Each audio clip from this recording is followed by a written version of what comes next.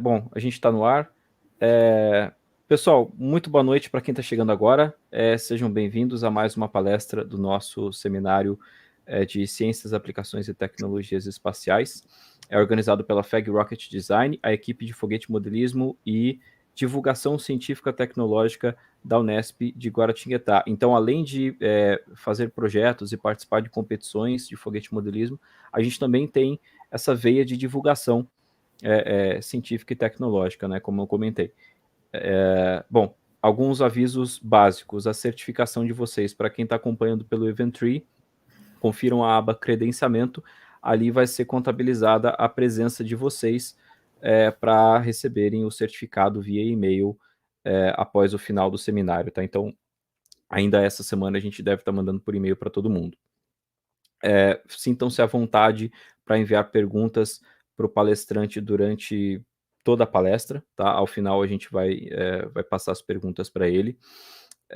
Não havendo tempo, porque a gente tem aí 1 hora para o evento todo, não havendo tempo, a gente encaminha essas dúvidas por e-mail depois e posta isso nas nossas redes sociais, ou então envia essa resposta diretamente para a pessoa que enviou a pergunta, caso deixe um contato também, tá certo? Então, a Isabela vai apresentar o Ítalo agora para vocês. Bom, agora a gente vai ter a apresentação do Ítalo. Ele é um mestre, ele é graduado em Engenharia Elétrica pelo Centro Universitário de Volta Redonda e mestre em Engenharia e Tecnologia Espacial pelo INPE. Ele já trabalhou no desenvolvimento do simulador operacional para as equipes dos satélites CBERS 4 e Amazônia 1, e atualmente ele é aluno de doutorado do INPE e estuda o uso da inteligência artificial para o projeto de sistemas espaciais. E agora a gente vai contar com a presença dele aqui. Bem-vindo, Ítalo, e obrigado por estar aqui com a gente hoje. Eu que agradeço muitíssimo pelo convite, Isabela e Eduardo. Fui muito bem recebido pelos dois. Então, primeiro agradecer, né, a oportunidade de dividir aí o espaço junto com pessoas tão admiráveis na área espacial, o Dr. Petrônio, o Calvin, enfim. O evento de vocês foi, eu acho que bem rico, assim, trouxe bastante conhecimento. A doutora Thaís Russomano também. Então, espero que a minha palestra também contribua de alguma maneira. E parabenizo o pessoal pela organização, por tomar esse cuidado. Eu acho muito interessante quando essas iniciativas, mesmo que das equipes de competição, de fazer a área espacial ser pervasiva, né, em outros cursos da universidade, para outras pessoas. Então, eu acho que isso só contribui cada vez mais para o fortalecimento da área espacial no Brasil. Bem, eu vou mudar aqui a tela, não vou ficar me olhando, não. Eu já fui apresentado, né, pela Isabela, mas vou repassar, né, alguma parte do meu currículo. Eu sou aluno de doutorado do curso de Engenharia e Tecnologias Espaciais, na área de concentração em Engenharia e Gerenciamento de Sistemas Espaciais no INPE, que é o Instituto Nacional de Pesquisas Espaciais. Eu tenho o privilégio de ser orientado pela doutora Ana Maria Ambrósio e o Dr. Ronan Arraes Jardim Chagas. E bem.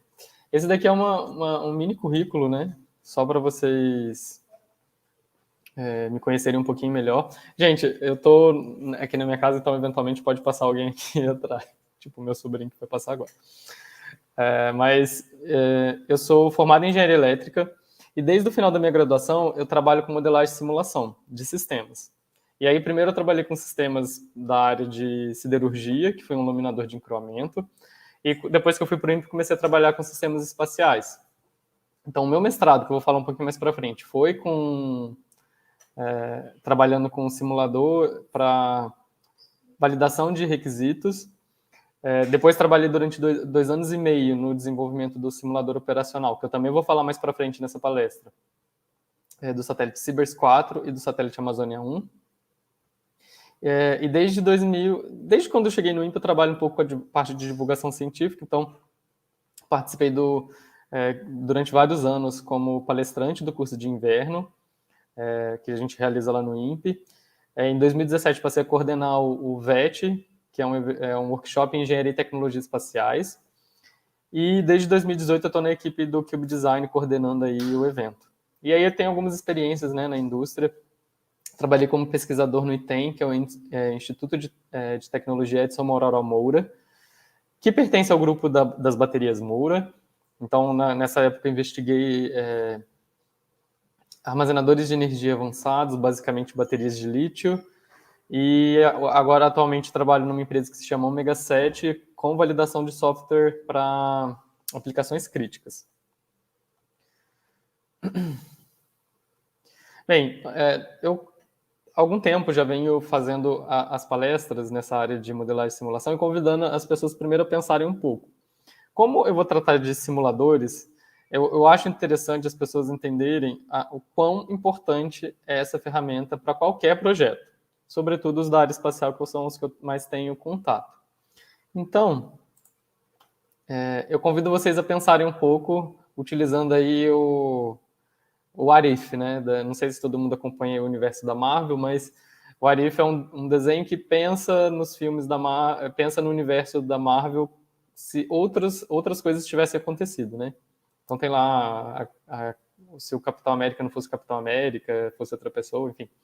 Mas no fundo, o que eu quero aqui é convidar vocês a pensarem se as coisas tivessem dado errado, né? E aí a primeira coisa o que aconteceria se a Apollo 11 não tivesse pousado na Lua? Naquela época todo mundo estava apostando, foram gastos bilhões nessa missão, né? Bem, se eles não tivessem pousado, provavelmente o programa espacial teria dado uma desacelerada, e os investimentos poderiam cair, enfim, poderiam acontecer N coisas. Mas vamos pensar em algumas aqui. A primeira delas é que... Eu acho que esse aqui é um vídeo, vamos ver se ele vai rodar. Talvez vocês não escutem, mas tem a legenda aí só para vocês sentirem o que está acontecendo.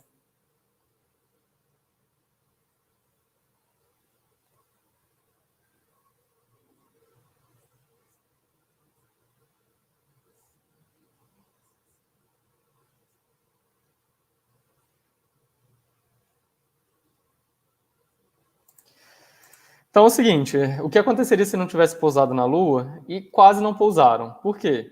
Eles tinham uma regra que se 2 alarmes fossem alarmados, né, acontecessem esses 2 alarmes, eles tinham que abortar a missão. E na hora que eles começaram a manobra de pouso, enfim, estavam chegando lá na Lua,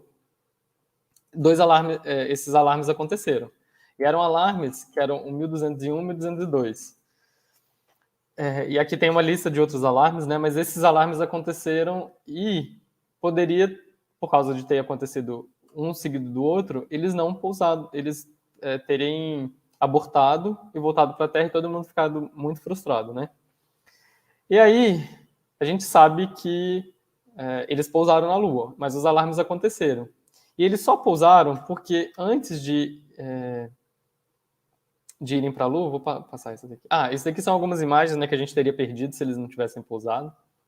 Então aqui uma imagem da superfície da Lua, linda foto, bem perto, né, a pegada. E aí eles só conseguiram pousar, eles só conseguiram realizar esse pouso porque antes de realizarem a missão, eles simularam toda a operação.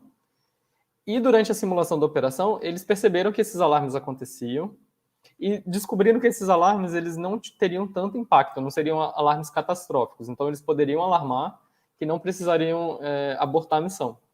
Então, graças ao simulador aqui, e eles terem descoberto isso antes de irem exatamente para a Lua, eles não tiveram que abortar a missão e conseguiram pousar. E aí a gente viu aí a caminhada essa foto legal do Buzz Aldrin saindo do módulo lunar. E tivemos aí as outras fotos que foram feitas na Lua, né? E aí o segundo pensamento o que aconteceria se a Apollo 13 não tivesse retornado à Terra? A Apollo 13 foi uma missão após a Apollo 11, né? Que também para pousar na Lua, só que quando eles estavam chegando na Lua, aconteceu um acidente que impediu que eles pousassem. Eles teriam que voltar para a Terra o mais rápido possível para até que eles não morressem, né? Então, o que aconteceria se, já que eles não poderiam ter pousado, não tivesse retornado para a Terra? Então, esse daqui é a cena de um filme, nem vou passar. Ah, agora começou.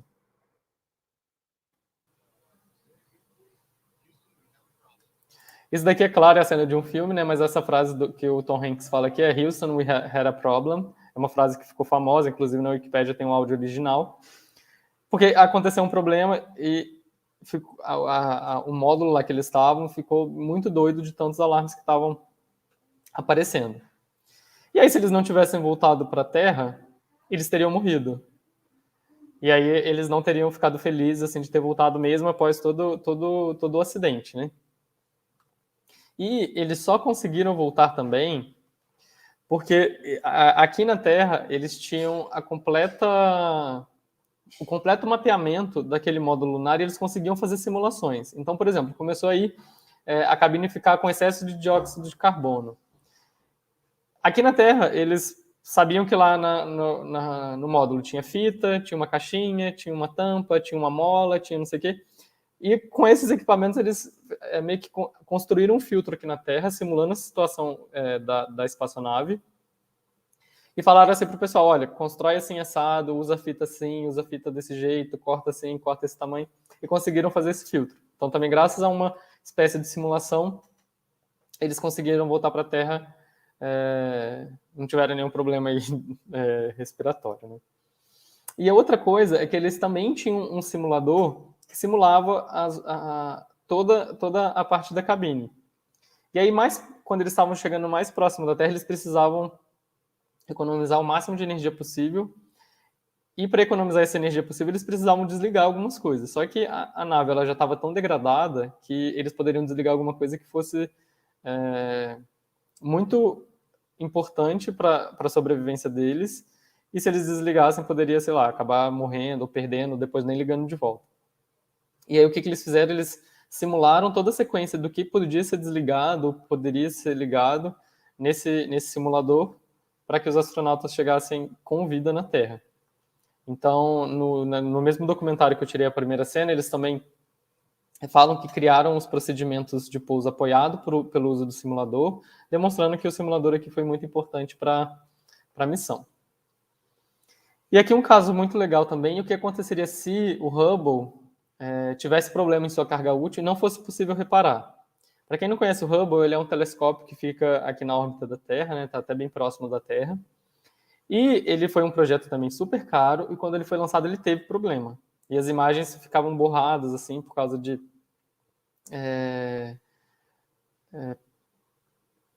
O vidro não estava tão liso como se esperava, é alguma coisa nesse sentido. Então, realmente ele teve um problema com a carga útil, e se não fosse possível reparar, o que teria acontecido? Bem, a primeira coisa que a gente teria perdido aí, por exemplo, o rastreio dessas todas as galáxias, história do nosso universo, né? Pelo menos o que a gente sabe. Bem, se a gente tivesse as imagens borradas, talvez a gente não conseguisse aí detectar tantas galáxias, estrelas, planetas e etc, etc. Outra coisa é que a gente perderia também 12 bilhões de anos de história cósmica, que são as imagens aí que o Hubble conseguiu pegar, né? Então aqui nessa imagem tem estudo de ano da nossa história cósmica.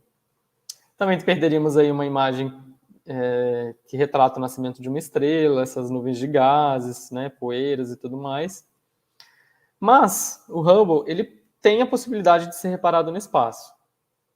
Para vocês entenderem a importância disso, quase toda missão não é feita para ser reparada, mas o Hubble, devido à importância, valor e tudo mais, ele tem essa possibilidade de ser reparado. É que nem os carros que a gente compra, ou, sei lá, os insumos que a gente compra aí para o nosso dia a dia, que são preparados para serem, ou deveriam pelo menos, né, serem reparados. Então tem um lugar lá que você consegue tirar o parafuso, você consegue desencaixar, montar de volta.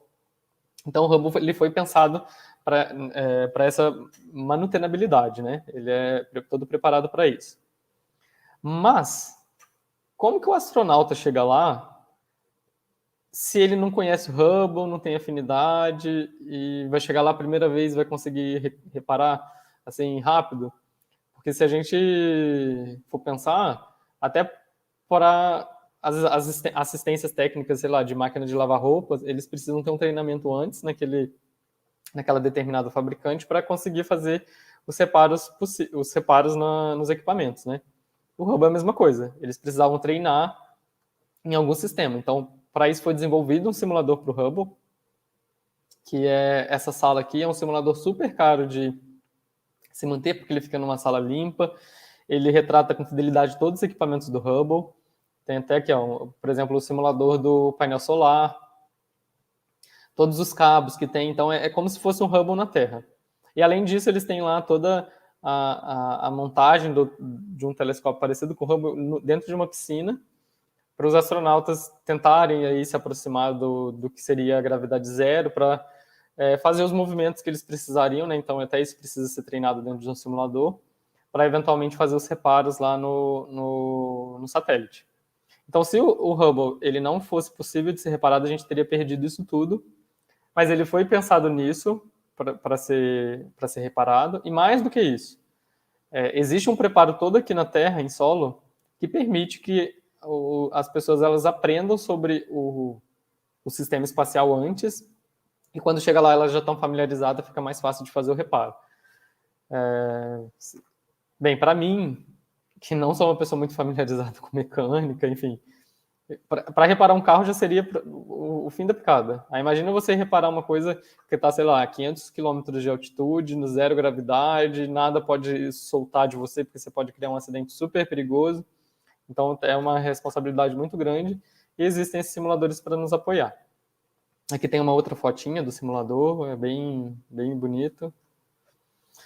E aí, então, eu convido agora vocês para assistirem realmente a palestra. Eu vou começar falando um pouquinho dos conceitos. E depois eu vou nessa parte conceitual, eu vou apresentar um pouco de alguns simuladores, né, que a teoria apresenta aí para serem utilizados na área espacial. Depois eu vou falar de 2 simuladores específicos que eu trabalhei lá no INPE, que é o simulador para verificação funcional, e o SimCibers, que é o simulador operacional do satélite Cibers, para vocês terem aí um contato, pelo menos um pouquinho, com algumas coisas mais práticas, né? Bem, começando pelos conceitos, vamos lá. O que é modelagem? A modelagem nada mais é do que você observar um fenômeno e tentar transcrever esse fenômeno em alguma linguagem. Então, essa pode ser diagrama de blocos, equações matemáticas, não sei, você pode tentar fazer de várias maneiras. E aí, então, a modelagem nada mais é do que você fazer a descrição de um sistema, né, aqui no nosso caso, baseando-se em alguma coisa. Então, aqui eu tenho, por exemplo, o sistema, que é a propagação de órbita de um satélite. Essa propagação de órbita a gente tem que considerar toda a mecânica envolvida entre o corpo do satélite, o planeta Terra, as perturbações, a rotação do satélite, a velocidade, tarará. Eu posso fazer isso, eu posso modelar isso, né? E aí a gente se baseia em alguma estratégia. No nosso caso, a gente, como engenheiros, cientistas e tudo mais, não sei se tem pessoas aqui de outro curso, a gente se baseia nas leis da natureza e em algumas medições já feitas previamente.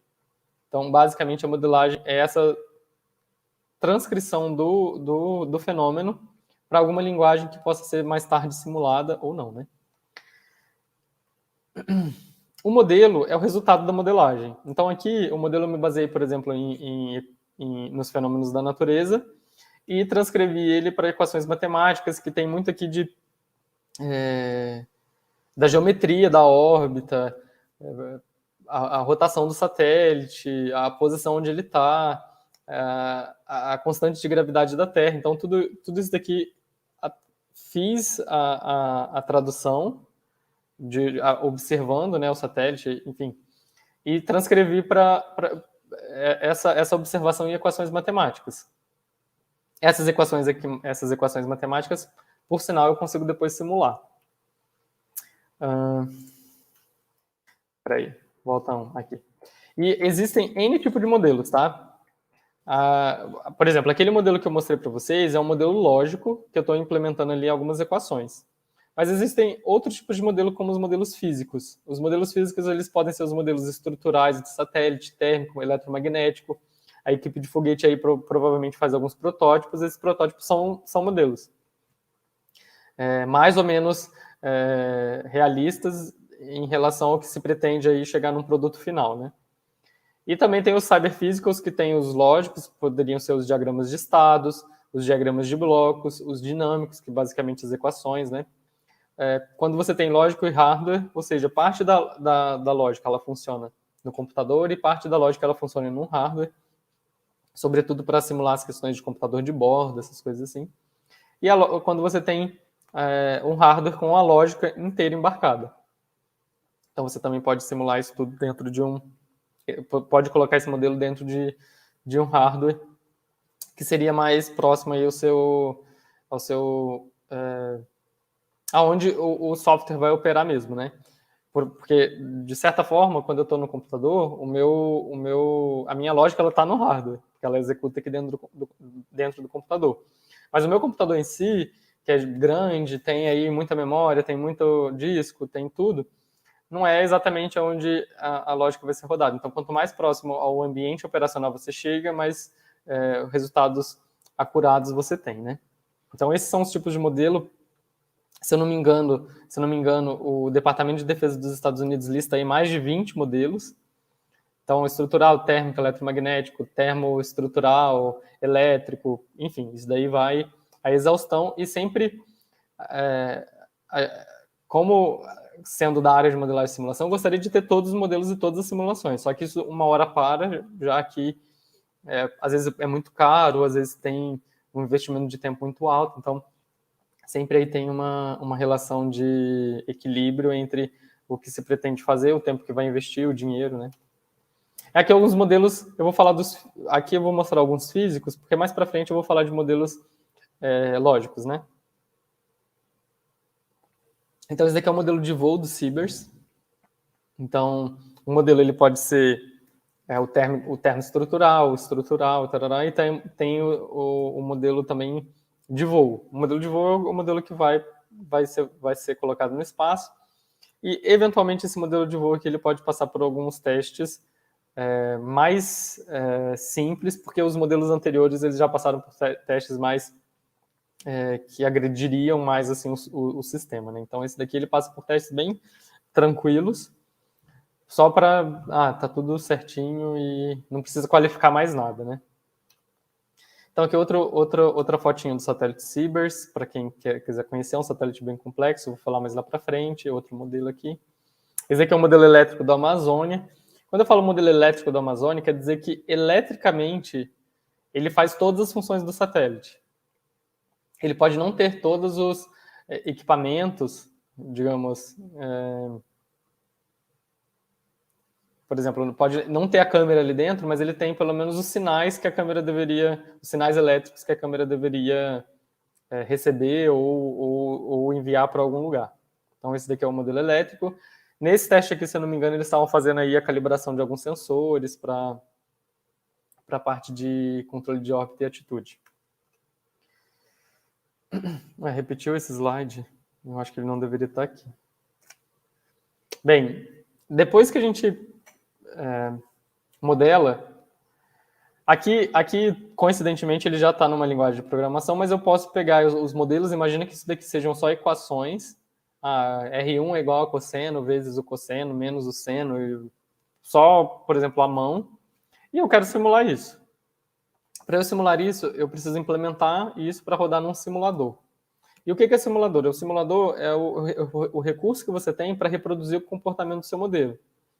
Então, basicamente, é o que você vai dar o play lá para executar a sua simulação. Casado com essa questão, normalmente, para você rodar o seu modelo dentro de um simulador, ele precisa estar na linguagem que aquele simulador aceita. Então, por exemplo, os meus simuladores eu desenvolvo basicamente em MATLAB Simulink. Então, meu modelo, eu não consigo, sei lá, rodar um desenho do PowerPoint. Eu preciso estar na linguagem que aquele simulador aceita. Então, é esse trabalhinho que você tem de implementar. Implementar, basicamente, é você traduzir aquele seu modelo em um mesmo modelo, mas só que em uma linguagem entendida pelo simulador, ou interpretada por esse simulador. Aqui a gente tem um simulador, um dos mais famosos aí na área espacial, que é a câmara de termovácuo. A câmara de termovácuo impõe ao satélite, que ainda está sendo testado aí num laboratório de integração e testes, a simulação de gravidade, na verdade de vácuo, ou seja, como se não tivesse a gravidade, e de térmica, que você fica ciclando o satélite exatamente como se ele estivesse em órbita, por exemplo, colocando mais energia, mais calor e tirando esse calor dele de dentro para ele ter essa ciclagem. Então ele vai, sei lá, a 60 graus e menos alguma coisa, para verificar se os equipamentos estão funcionando. A câmara de termovácuo é um equipamento, mas nada mais é também do que um simulador em hardware dessas condições aí espaciais. E a simulação, basicamente, é você ter um resultado daquele modelo daquela modelagem que você fez lá no início. Então, basicamente, é um método para executar o modelo no tempo. Então, eu tinha observação lá do satélite, da propagação de órbita do satélite, né? E aí que eu fiz a simulação exatamente dessa propagação para a gente ver como é que ela estava ficando. Logicamente que eu já tinha feito a simulação, então eu só estou rodando aqui a Terra para vocês verem como é que foi feita essa simulação. Mas basicamente a simulação é o resultado da execução do seu modelo dentro de um simulador. E para que a gente vai usar a modelagem de simulação? Bem, primeiramente por causa daqueles todos os problemas que eu mostrei lá no início. Mas além disso, eu vou separar aqui alguns pontos. A modelagem ela pode ser utilizada para você analisar e validar os requisitos no início do seu projeto. Então, supondo assim, eu pensei na bateria de 5 volts. Só algumas coisas meio absurdas, assim. Mas na hora que eu coloco uma câmera, coloco um subsistema de controle de órbita e atitude, coloco antena, será que essa bateria ela vai ser o suficiente? Então, aqui, a modelagem e simulação ajuda a gente a validar esses conceitos, né? A gente pode usar também para fazer a previsão do desempenho do sistema, se ele vai conseguir atender a missão, se ele vai conseguir atender no tempo, na revisita, todas essas questões. Para desenvolver equipamentos de suporte e procedimentos de teste. O simulador também é utilizado para treinamento de equipe, tal qual o simulador lá do Hubble.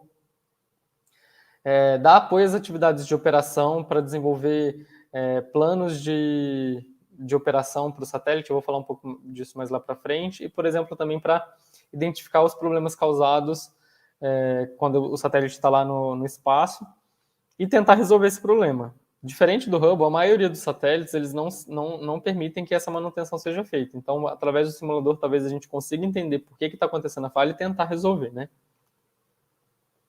E aí, diversos simuladores podem ser utilizados aí durante uma missão espacial. A história dessa figura aqui é que a minha orientadora, a doutora Ana Maria Ambrosio, lá pelos idos dos anos 2006, 2008, ela começou o desenvolvimento de um simulador lá no INPE e ela percebia que a literatura era um pouco pobre em relação à parte teórica mesmo desses simuladores, né? E aí ela começou a frequentar alguns congressos e começou a levantar algumas informações e ela chegou nessa figura que coloca esses simuladores aí em amarelinho ao longo do ciclo de vida. E o que é o ciclo de vida? O ciclo de vida nada mais é assim, onde o projeto começa e onde que ele vai parar. E aí, entre essas duas fases, a gente tem desde da análise do projeto, passando por um projeto preliminar, um projeto detalhado, a produção, teste, qualificação e etc., a operação e depois, por fim, o descarte. E aí elas listou esses todos os simuladores que podem ser utilizados, né, e onde que eles são utilizados, mais ou menos aí em cada fase.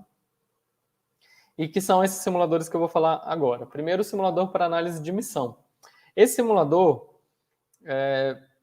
basicamente, é o simulador que você vai verificar algumas questões do tipo órbita, se nessa órbita, quanto tempo que eu tenho de Sol e quanto tempo eu tenho de sombra. Isso é importante para a gente definir como que vai ser o nosso subsistema de energia, porque aí, se ele tiver muito tempo em sombra, eu preciso ter uma bateria que vai conseguir fornecer mais carga durante mais tempo. Talvez se eu tiver... E aí, como eu vou ter pouco tempo em sombra e vou precisar de uma bateria maior, eu vou precisar carregar essa bateria. E para eu carregar essa bateria, talvez eu precise de um painel solar maior. Mas se eu colocar um painel solar maior, eu vou aumentar a massa. Então, aqui todas essas questões elas são analisadas aqui nesse simulador para você chegar num sistema viável para sua missão. Existem aí 2 simuladores mais conhecidos, que é o STK e o GMAT. O GMAT é uma ferramenta, eu acho que até desenvolvida pela NASA, que seria uma solução gratuita para o STK. O STK é um software bem caro, mas os 2 são utilizados aí para fazer essa análise de missão.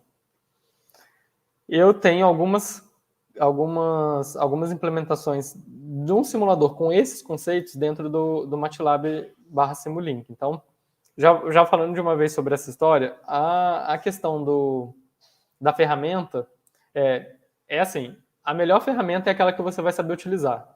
Então, não adianta você ter o melhor STK, o mais recente, enfim, e não saber utilizar. Então, a melhor ferramenta sempre para você realizar a simulação é aquela que você sabe usar.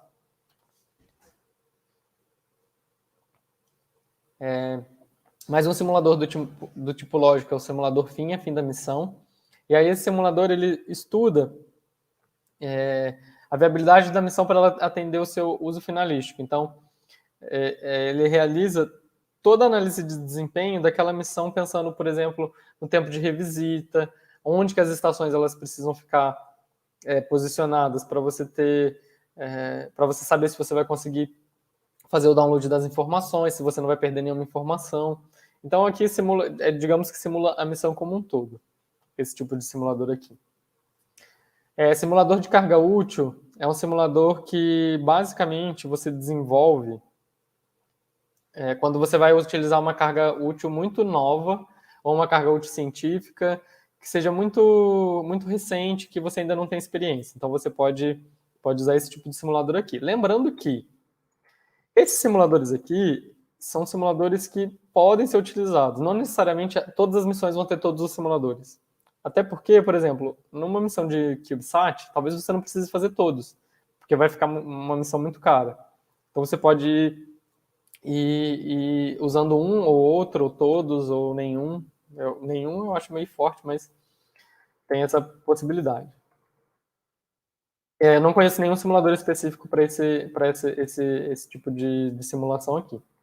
Para análise térmica, basicamente você vai ver se o seu satélite,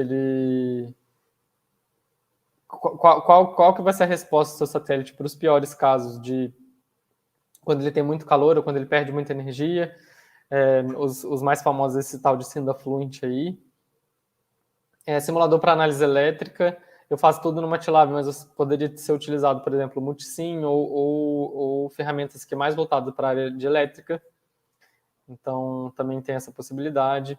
Simulador para análise estrutural, normalmente o SolidWorks, que é para você verificar aí os esforços que o seu satélite vai sofrer, sobretudo na hora do lançamento, né? E você tem que preparar ele para sobreviver. Simulador de tempo real, que prevê... Isso daqui, essa imagem aqui mostra um satélite todo montado aqui em cima de uma mesa. E basicamente a ideia é saber assim, se eu mandar um comando que sai do computador para certo subsistema, ele vai chegar no tempo que ele precisa chegar, vai atuar na hora que precisa atuar, algum equipamento ele vai atuar na hora que precisa atuar, as medições elas estão sendo feitas nos tempos que se espera. Então é um simulador de tempo real só para entender se tudo está funcionando dentro do que é previsto. E tem um simulador aí do tipo operacional, é um simulador que normalmente a gente utiliza, é o último simulador aí da missão, e a ideia desse simulador é você realmente ter a ideia de como que o seu sistema vai operar. Nesse caso aqui, lembra que eu tinha mostrado para vocês o hardware in the loop, né? Em alguns casos, a gente tem até um humano no loop. Por exemplo, esse simulador aqui de avião. Os simuladores que tem nas autoescolas também seriam um simulador humano na malha de simulação. Human in the loop. Tem uma outra referência aí, Então, essa primeira referência aqui foi toda da minha orientadora, né? Baseada aí nos conhecimentos dela, e essas fotinhas a gente foi tirando dos artigos. Existe uma outra referência desse livro aqui, ó, Simulating Spacecraft Systems,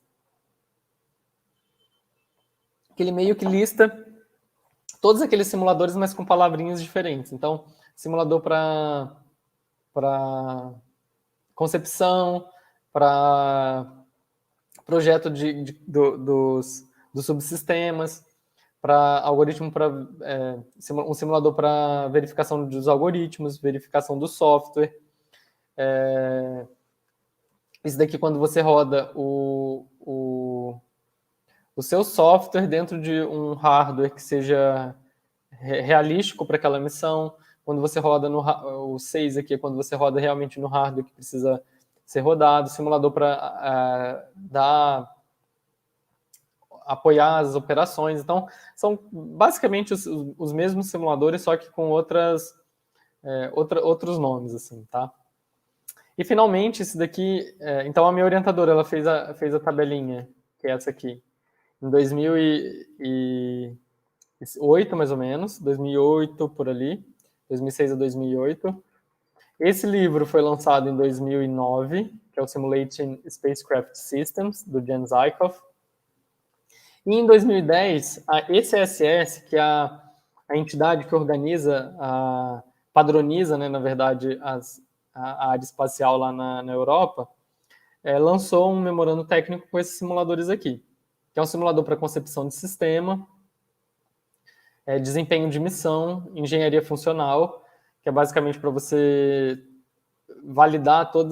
verificar e validar todas as funções e funcionalidades do satélite, o simulador Spacecraft IT, que é simuladores utilizados para IT, para teste dos sistemas de solo, e o simulador operacional. A ideia aqui é que você comece com... Essa figura aqui, ela revela várias coisas. Primeiro, você começar com somente software, e à medida que você for avançando, você vai colocando partes de hardware para você sempre ter a melhor simulação, né? Dentro das limitações, os melhores resultados. E o que se espera nessa figura, né, no mundo ideal é que, por exemplo, tudo que eu fizer aqui, eu consegui reutilizar para o desempenho da missão, no simulador de desempenho da missão. Tudo que eu fizer no desempenho da missão, eu consegui reaproveitar para a engenharia funcional. E do engenharia funcional para o simulador operacional. Tudo aqui dentro das fases, né? Desde a fase de concepção até a fase de operação e depois o descarte. E aí, com isso, o nosso banco de dados do sistema, com modelos e modelos cada vez mais fiéis, né, ao sistema real, eu vou aumentando aqui de forma que eu possa reutilizar depois para outras missões. No INPE, eu tive o privilégio de trabalhar, aí eu vou falar na ordem cronológica, no simulador para validação funcional, no meu mestrado, depois do simulador operacional, quando eu tive uma bolsa de pesquisa e desenvolvimento, e agora no doutorado eu estou um pouquinho nesse aqui de concepção de missão. E aí, nessa apresentação, eu vou falar para vocês sobre 2 simuladores, o de validação funcional e o operacional. Então, o primeiro é o Framework para Validação, que foi o que eu desenvolvi no meu mestrado. E o título do meu mestrado é esse aqui, ó, um Framework para Validação Automática de Modelos aplicado ao subsistema de energia de um pico satélite. No meu estudo de caso, foi um pico satélite, mas poderia ser utilizado para outros satélites do tipo nano, micro, normais, enfim, todos os tipos de satélite. O que é um micro, o que é um pequeno, o que é essa classificação, né, dos satélites? Então, existem várias formas de você categorizar os satélites, e uma delas é pela massa. Então, por essa classificação aqui, que eu esqueci de colocar o autor, mas tem lá na minha dissertação, a classificação de 1 a 10, a massa de 1 a 10 quilos, ele classifica como nano-satélite, menos de 1 quilo, pico-satélite. E aí isso daí vai aumentando. Então, um CubeSat, normalmente ele está categorizado aqui como nano-satélite. Esse é o que eles chamam de TubeSat, que é um formato cilíndrico, é um pico-satélite, porque ele tinha 700 gramas. O satélite SCD-1, feito aqui no Brasil, ele é considerado um microsatélite, porque ele tem Na verdade, eu acho que ele é um mini satélite, porque ele tinha mais de 100 quilos, mas enfim. Ele tem entre 100 e 200 quilos. O satélite Sibers, que eu vou falar para vocês, é um satélite do tipo convencional de grande porte, que é um satélite muito grande em termos de estrutura e com uma massa muito elevada.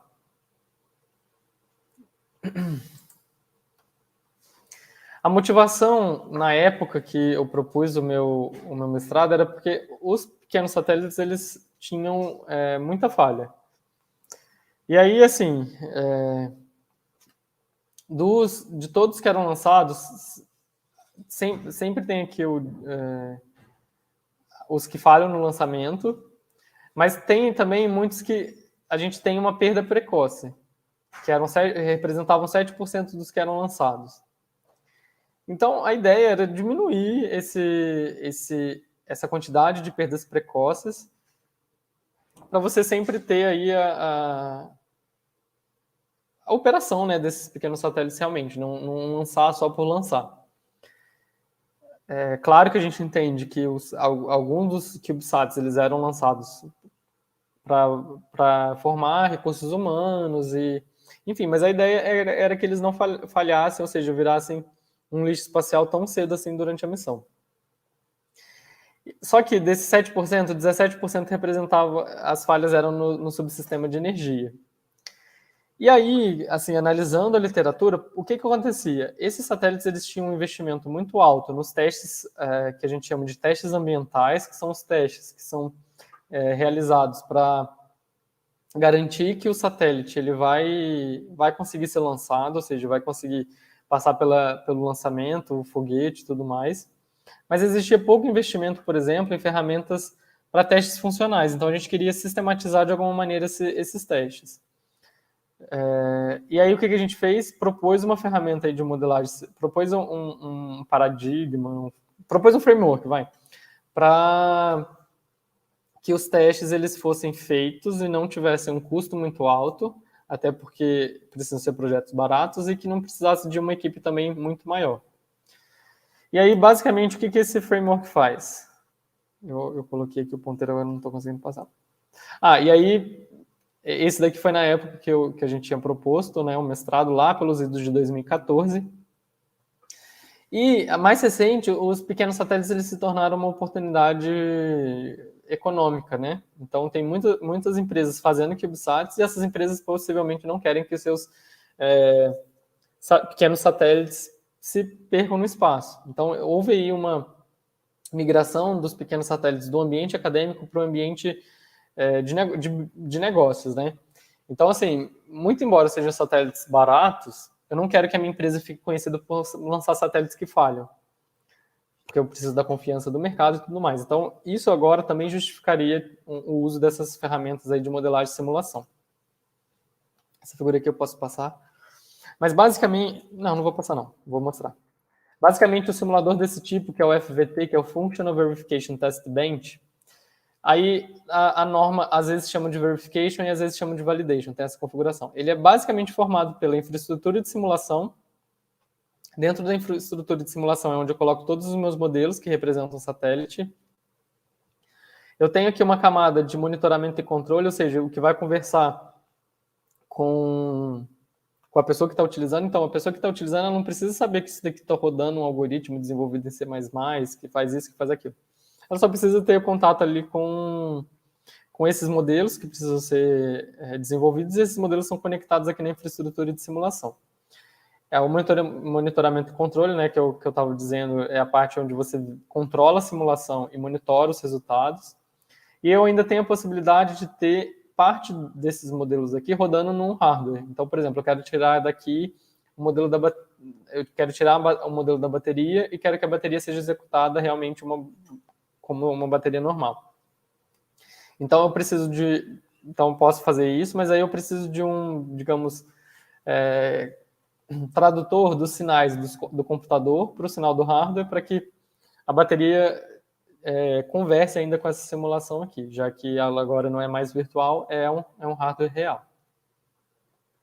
E o framework ele funciona de que maneira? Eu tenho todos os requisitos do meu sistema, ou subsistema, ou da parte que eu quero testar.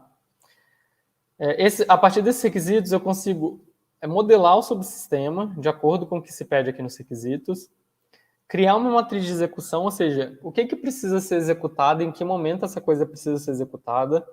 Então, por exemplo, eu não consigo carregar a bateria sem que eu tenha uma fonte que carregue a bateria. Então, a fonte que carrega a bateria na, digamos, hierarquia da simulação, ela precisa executar antes. E preciso também dos modelos ambientais, porque eu preciso saber onde que o meu sistema vai operar. Também, a partir dos requisitos, eu consigo criar toda uma infraestrutura que vai testar essas coisas aqui. Então, eu tenho a matriz de teste, que é uma matriz onde eu indico o que vai ser testado. A função de teste, que é como que isso vai ser testado, ou seja, é um algoritmo que excita e coleta informações. E o caso de teste, que é basicamente dizer em que tempo de órbita, o que eu espero desse teste. Então, isso tudo eu envelopo aqui dentro do caso de teste.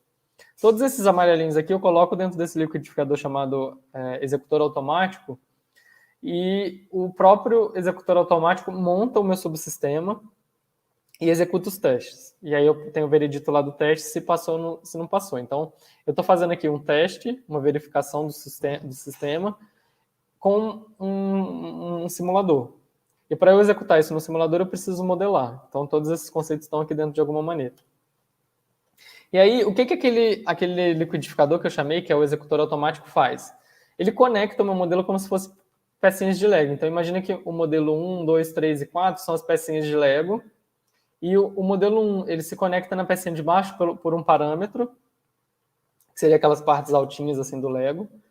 O 2 com 3, o 3 com 4, assim por diante. E aí, quando eu falo para ele testar, dado o caso de teste, ele pega o caso de teste e conecta onde precisa ser executado o teste. E manda executar. E aí, fala assim, agora executa. E aí, vamos supor que aqui eu preciso colocar que a excitação esse modelo é executado, receba aqui alguma informação desse caso de teste, aí o caso de teste fala assim, não passou não. Só que ele já sabe que não passou, mas ele continua enviando para o resto do sistema esse parâmetro, digamos, errado, para a gente ver como é que vai ser o comportamento do subsistema. E aí eu consigo dizer assim, olha, falhou aqui, porque esse modelo não executou de acordo com os requisitos, ou o requisito está errado, ou o modelo está errado. E aí, excluindo toda a possibilidade do modelo estar errado, a gente vai lá olhar o requisito, e se o requisito se não tiver nenhuma falha de implementação aqui, a falha está lá no requisito, e a gente vai entender o requisito. O requisito realmente estava mal escrito, estava ambíguo, e aí a gente perdeu alguma coisa. Então, se a gente modificar esse requisito, o sistema passa a operar normalmente. Isso já traz alguns ganhos, porque você evita de descobrir isso quando o satélite foi lançado, né? Falhou a antena aqui, porque realmente a bateria não ia conseguir suprir o subsistema de energia. Mas aí você já lançou, já perdeu, e aí? Então a ideia é sempre trazer para o início do ciclo de vida todas essas possibilidades de dar alguma coisa ruim lá para o final. Como eu disse lá no início, o conceito desse simulador ele já permite o hardware in the loop, é o que eu mostro aqui nessas figurinhas, então eu posso ir tirando aos poucos os modelos virtuais e colocando os modelos reais. Isso tudo vai depender da disponibilidade do seu projeto, né? Às vezes, sei lá, a bateria só vai chegar lá no final, então você usa tudo virtual. Aqui só um resultado de um modelo, de um caso real. O requisito dizia que a bateria ela não podia descarregar mais do que 10%. Então, aqui a descarga tinha que ser menor do que 10%, né? Então, no nosso modelo, ele estava indicando que a descarga era de 8,6%, ou seja, o que atenderia. E o satélite real ele chegava numa descarga de 7,6%. Então, está bem próximo. Pelo nosso modelo passou e o satélite naturalmente também tinha passado. E agora, já indo aí para o final da palestra, eu vou comentar aqui desse simulador que é o SimCibers, que é o satélite, que é o simulador operacional do satélite Cibers. Tem uma criança aqui, mas não ligo para isso. Tá todo mundo te vendo, tá, Theo? Tem um monte de gente vendo. Então, beleza. Quem que é o Cibers, né? Primeiro, vamos apresentar o Cibers aí para quem não conhece. Cibers É um satélite, o nome dele em português é Satélite Sino-Brasileiro de Recursos Terrestres. Nesse caso específico, eu vou falar do Cibers 4, que foi lançado em 7 de dezembro de 2014. Está prestes a completar 7 anos, um grande sucesso. Ele tem 15 subsistemas. É um satélite de sensoriamento remoto, então ele tem 4 câmeras que fazem imageamento óptico da Terra. Ele custou aí na faixa de 300 milhões de dólares. Esses custos aí desembolsados 50% Brasil e 50% China. Qual que é a grande questão aqui que justifica o uso do simulador operacional? Ele é um satélite complexo. Então, lá na década de 80, quando o Brasil começou a parceria com a China, eu acho que eles meio que pensaram assim, olha, já que a gente não... Na época, a China tinha um programa espacial pior do que o Brasil, digamos assim.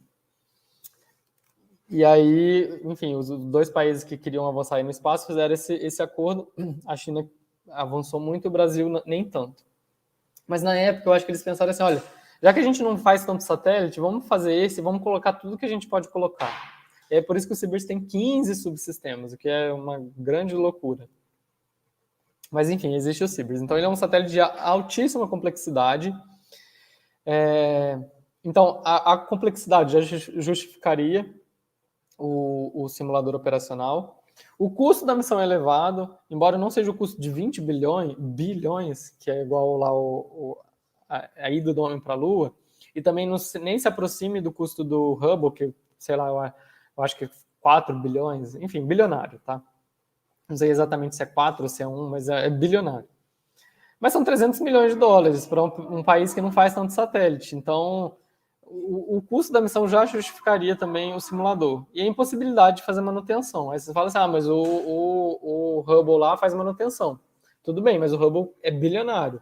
Talvez o custo que a gente gastaria para fazer a manutenção lá do Cibers fosse maior do que fazer um outro Cibers. Então, nos casos dos mais pobrinhos, assim, é melhor lançar outro satélite do que ir fazer a manutenção, né? E aí, esses daqui são os subsistemas do Cibers. Então... Eu acho que o ponteiro aparece. A gente tem as 2 câmeras chinesas, que é a Pan e a IRS, e como carga útil, tá? Isso daqui. E o transmissor dessas 2 câmeras. Aí da parte brasileira, a gente tem a MUX e a WFI, que são 2 câmeras brasileiras, e o transmissor dessas 2 câmeras. Além disso, o transmissor é o MWT. Além disso, eu tenho um gravador, ou seja, quando o Cibers estiver fazendo imagens que não estejam na visibilidade da estação terrena, eu posso gravar e depois a gente faz a transmissão dessas imagens gravadas. A gente também tem aqui o DCS, que é o Data Collection Subsystem. É um subsistema que coleta as informações para fazer a previsão do tempo. Então, coleta aqui informação de temperatura, pressão, velocidade do vento, coisas desse tipo. E o SEN, que é um subsistema chinês, que é para monitorar o ambiente espacial. E aí, isso daqui é o motivo pelo qual o satélite foi feito.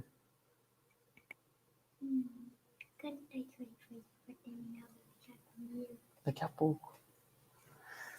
Então, a gente tem aqui toda a carga útil, ou seja, o que pagou para que o satélite fosse feito. Mas para que isso daqui funcione, a gente precisa dos subsistemas de serviço. Então, tem, por exemplo, o computador de bordo, que é uma confusão assim. A China era responsável, mas a China contratou o Brasil para fazer. O subsistema de controle de órbita e altitude.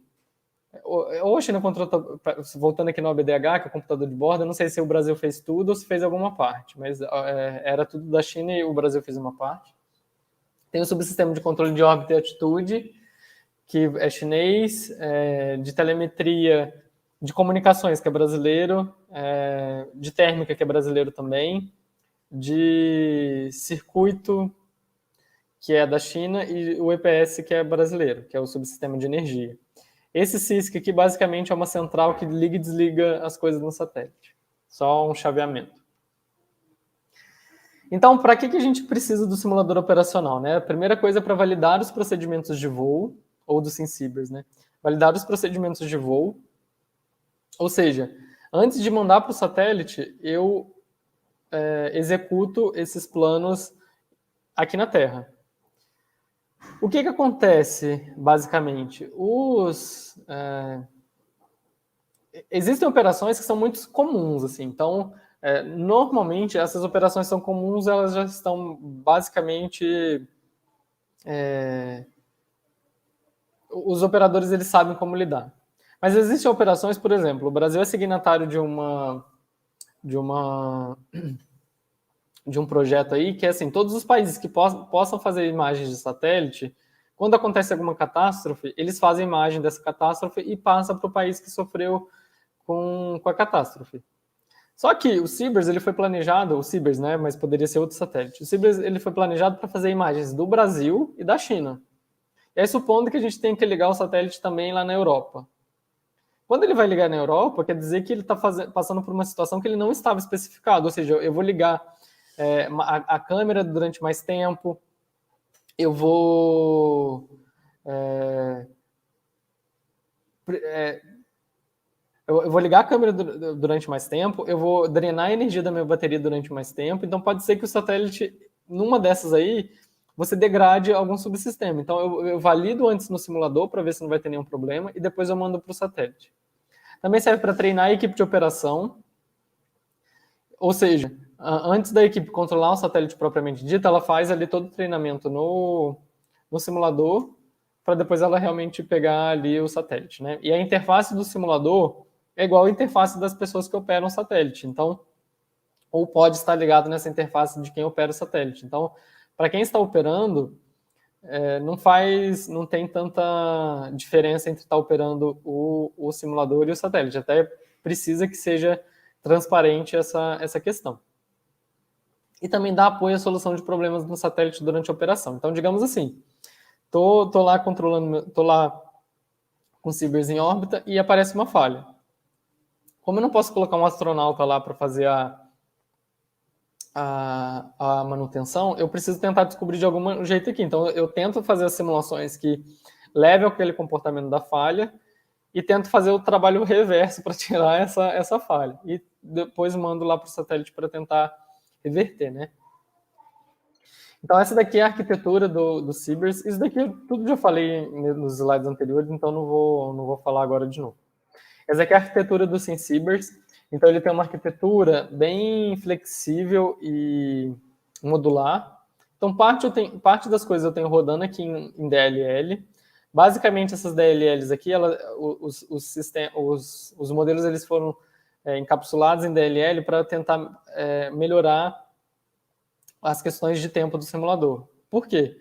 Como o operador controlar o satélite ou controlar o simulador tem que ser transparente, eu preciso que o simulador ele responda exatamente no mesmo tempo que o satélite. E aí, se o simulador demorar, sei lá, 10 dias para dar uma resposta, eu não estou treinando ninguém, né? Ele está simplesmente brincando ali de simular as coisas.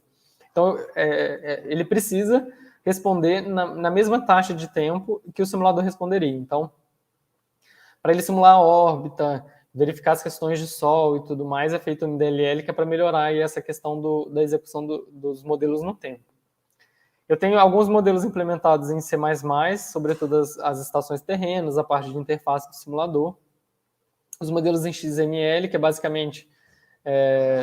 Aqui eu defino o que satélite que eu estou simulando. Então, se eu tivesse, por exemplo, um foguete, eu precisaria só colocar aqui os modelos do foguete e adaptar essa parte aqui de ambiente, né? Porque agora o satélite aqui é a parte orbital, do foguete seria uma trajetória aí, parabólica, não sei. Mas, por exemplo, eu quero simular um CubeSat. Beleza, eu tiro aqui esses subsistemas e conecto os subsistemas do CubeSat que poderia rodar. Então, a arquitetura do SimCIBERS ela foi pensada para ser reutilizada para outros satélites. E todos os modelos do SimCIBERS, eles seguem basicamente essas regrinhas aqui. Eu não acho, como eu já estou bem adiantado aí na hora, eu não vou falar, mas basicamente são tabelas de causa e efeito. Então, eu mando um comando para o satélite, o que esse comando desencadeia? Então, o comando eu posso ligar aí um subsistema inteiro, eu posso ligar só um equipamento.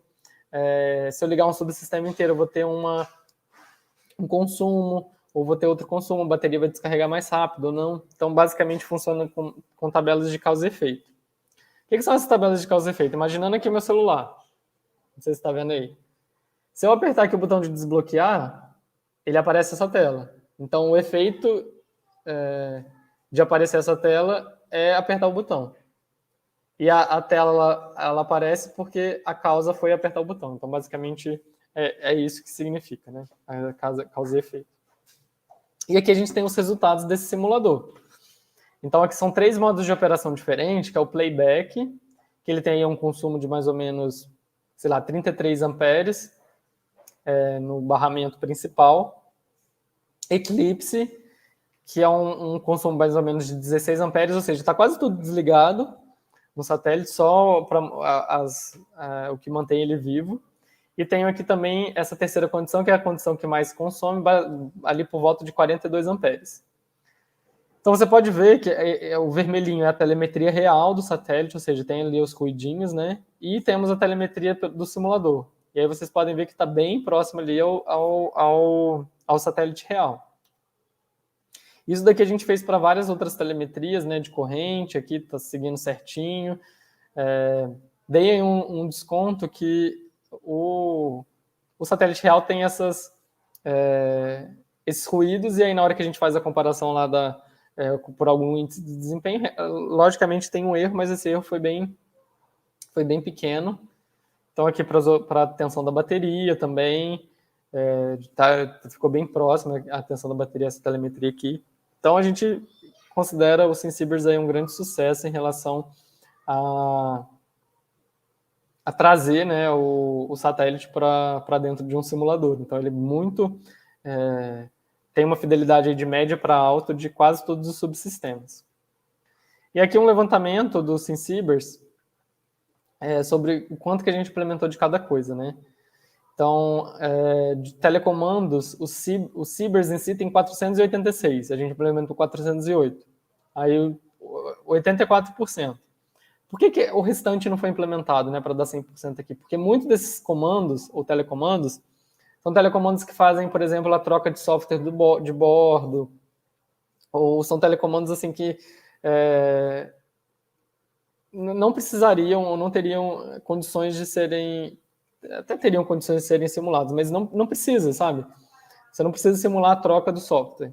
Você sabe que você vai trocar e aí tem um procedimento especial para isso. Ou os outros telecomandos. Todos eles não foram implementados por algum motivo muito, muito justo e decidiram não implementar realmente. Poderiam ter todos? Poderiam, mas aí é mais custo, mais tempo de desenvolvimento, e aí chegaram aqui nesse denominador comum aqui de implementar os 408. E de telemetria, a gente implementou 61% de todas as telemetrias, e grande parte das telemetrias que não foram implementadas são telemetrias que ficam estáticas o tempo inteiro. Então, para não perder tempo, a gente implementou só aquelas que se modificam durante o tempo. Aí que tem algumas outras números, né, que são menos importantes, mas essa daqui o levantamento mais atual que a gente tem do SimCibers, e aí, tão complexo quanto o satélite, é o simulador desse satélite. Então, o SimCibers, ele gerou 98 documentos, entre documentos de especificação dos modelos e os documentos de teste. Nos documentos de modelos dos subsistemas, a gente tem aí mais de quase 500 mil palavras, né, para descrever todo o satélite em modelo, em quase 2.000 páginas, para vocês verem aí a quantidade de documentação que foi feita para um simulador de um satélite. E de teste, a gente tem mais de quase 4.000 páginas em planilhas de Excel e relatórios de teste. E no Excel, para dizer que tudo, assim, a gente mandava um comando, verificava a resposta, mandava outro comando, verificava a resposta, mandava uma combinação de telecomandos, verificava a resposta da combinação de telemetrias. Enfim, foi um trabalho bem árduo que a gente preencheu pelo menos 240 mil células do Excel. Então, você pega aí o Excel, conta aí 240 mil células, foi o que a gente preencheu durante esse desenvolvimento. E o simulador, não o simulador completo, mas os modelos, eles têm, a gente chega aí a quase 50 mil linhas de código. Quando eu digo os modelos, são só essa parte aqui, dos 15 modelos do Cibers, chega a 50 mil linhas de código. O restante aqui provavelmente aí daria muita coisa, porque tem essa parte aqui da interface, do interpretador desses modelos aqui, então isso explodiria. E aí é isso, estou terminando aí a apresentação em relação ao Cibers, né? Só fazendo uma propaganda aqui do evento que a gente faz lá no INPE também, um evento que a gente faz lá no INPE, que é o Workshop em Engenharia e Tecnologias Espaciais. A gente já vai para a 12ª edição, um dos eventos aí mais tradicionais da área espacial aqui no Brasil. Ele está com as inscrições abertas, então, se vocês quiserem acompanhar, será um prazer receber quem está aí assistindo lá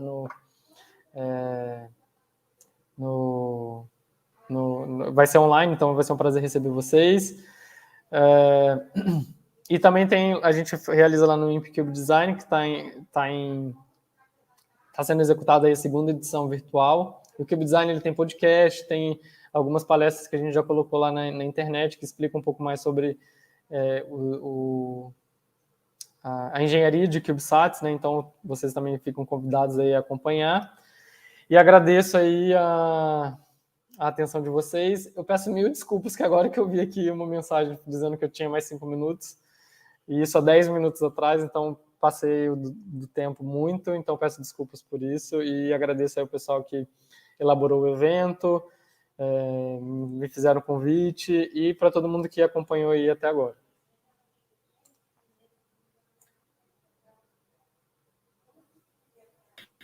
Bom, obrigado, Ítalo, pela presença. Obrigada pela palestra, foi ótima. Só colocar um aviso para o pessoal que está passando aqui na tela, mas eu vou deixar avisado também. As perguntas, vocês podem encaminhar elas também para a nossa rede social, pelo e-mail nosso também que está passando por aqui, e a gente vai responder também por vocês por e-mail, tá bom? A gente vai passar para o Ítalo e depois a gente envia para todo mundo, tá? Que hoje, se a gente começar a fazer as perguntas, a gente vai exceder mais um pouquinho o tempo aqui, então só mais para o pessoal também, para você também, Ítalo, pegar muito tempo. Bem, eu estou disponível, não quero atrapalhar vocês, mas se vocês quiserem colocar as perguntas... Aqui tem, eu acho que várias perguntinhas aqui, então é mais só para ficar mais tudo organizadinho também. Perfeito.